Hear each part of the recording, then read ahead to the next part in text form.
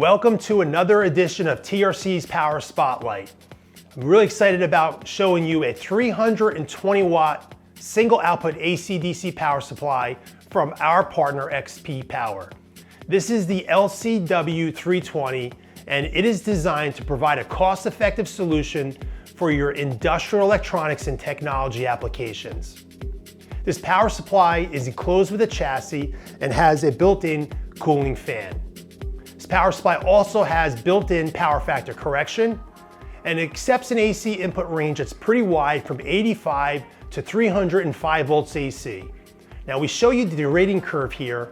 Pay attention because there's low line derating below 100 volts AC input.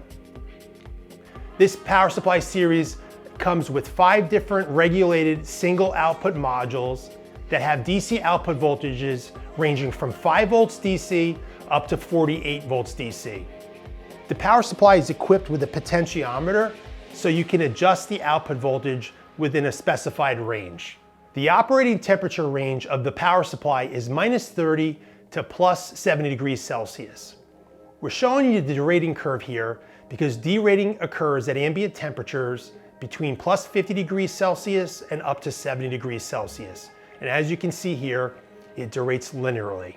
This power supply is UL 62368-1 industrial certified, making it totally suitable for your industrial applications.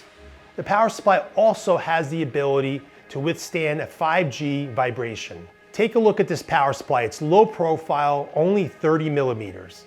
Now the overall dimensions of this power supply, like I said, is 30 millimeters in height, it's 215 millimeters in length, and it's 115 millimeters in width.